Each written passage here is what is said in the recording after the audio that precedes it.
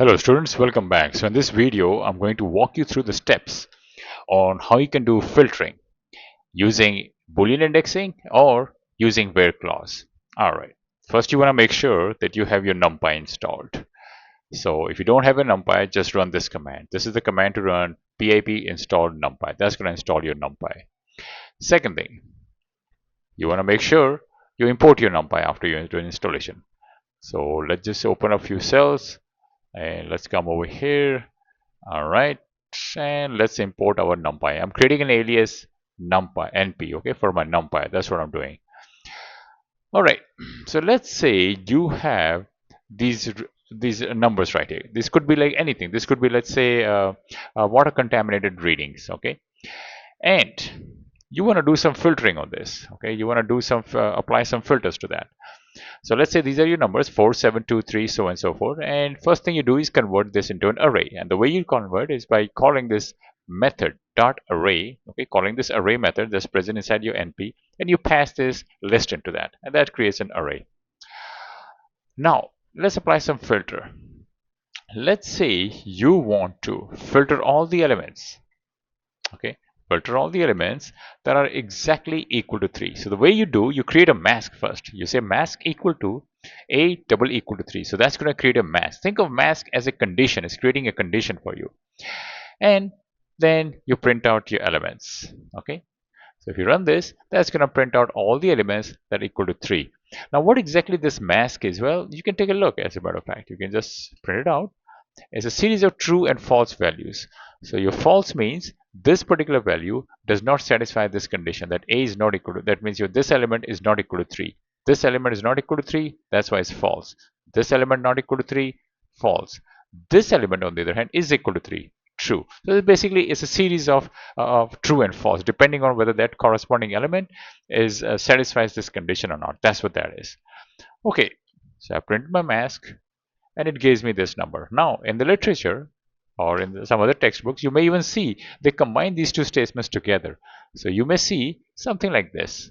And let me just copy this, bring it over here, paste it, and activate this line, and there you go. So see, this one is exactly same as these two combined together. So basically they're just putting this mask right, this particular mask right there inside this inside this your index, right, inside your square bracket. That's what's happening over here.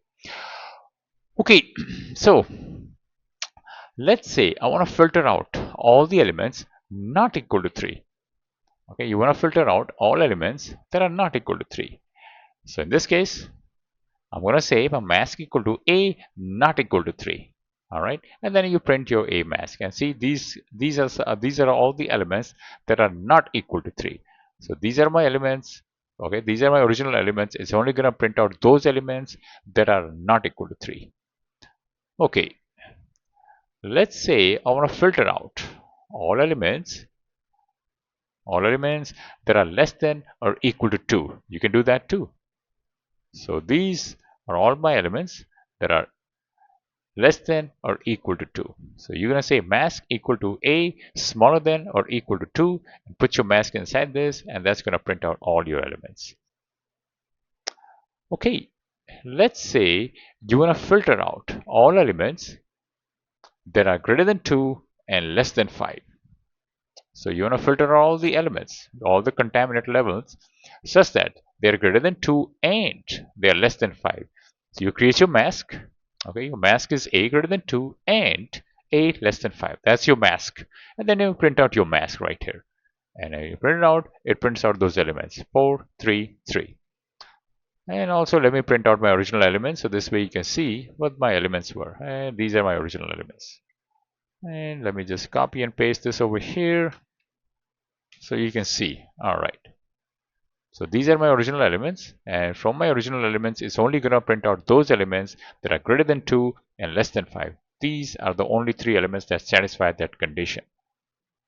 All right. Let's say I want to filter out all elements that are less than 2 or greater than 4.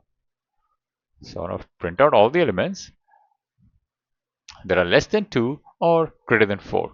So a is less than or equal, a is less than 2, or this is your or condition right here, and you say a greater than 4. So a is less than 2 or a is greater than 4. You run this command, and there you go. It prints out those elements which are which are less than 2 or which are greater than 4. Now let's talk about where. So where actually finds the indices of the element. It does not find the Boolean or true. It does not print out your true and false. It's going to print out indices of the element that satisfies that condition. Now this one right here, this is pretty useful. What it does is that based on the condition, it's going to return X. Otherwise, it's going to return Y. Okay, that's what it does. So let's understand this through some examples. So let's say I have some scores. All right, let me create a few cells. All right, let's say I have some scores right here. And these are my scores right here. These are, let's say, scores of some student. So indices equal to np.where, and you put your condition inside this. Okay, so my condition is scores greater than 50. So I want all my indices where the score is greater than 50, and I'm printing my index right here. Okay, so let me run this without printing anything else, just the indices. And see, it's going to print my indices over there. So it's saying index 2, index 0, index 2, index 4, index 6. These are the elements, okay, which is this one, and index 4 would be this one, and index 6 would be this one. Only these elements are the ones that satisfy this condition. Rest of them, they don't. And then I print those elements out. So you can say scores and then corresponding indices in there. Now when you run this, it's going to print out 78, 62, 90, 72.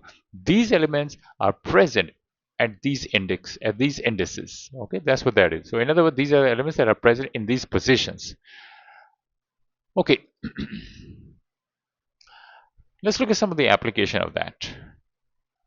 Let's say you want to assign pass or fail grades based on the scores. And these are your scores of a student. These are student scores.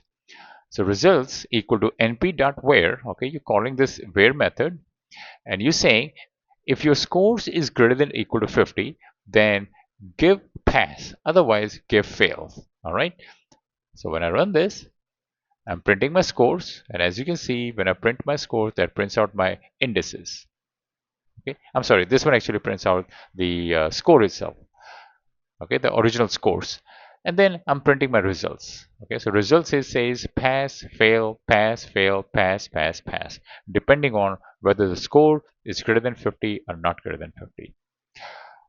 All right, let's look at another application. Daily temperature. So let's say you have a recording of this daily temperature over a week, okay, and you want to write something. Maybe you want to print a message. So you want to say greater than 30 or less than 30. You don't want to write these numbers. So how do we do that? Well, we're going to use where clause. And what this does is going to check for this. If the temperature is greater than 30, okay, anywhere where the temperature is greater than 30, it's going to return greater than 30. Otherwise, it's going to return 30 or less. And then I print my original temperature, and I'm also printing my classification temperature. So if I run this, you can see this is my original temperature right here, and then it's printing right here 30 or less, greater than 30, 30 or greater than 30. So let's say that this one, 28, the first one, it is 30 or less, it falls in that category. 33, it falls in this category, greater than 30. 31, it falls under greater than 30, and so on and so forth. Okay, now let's look at one more application. You have a temperature recorded over a room. Let's say there are 3 rooms, room 1, room 2, room 3, and these are the temperatures recorded over 4 different hours: hour 1, hour 2, hour 3, hour 4.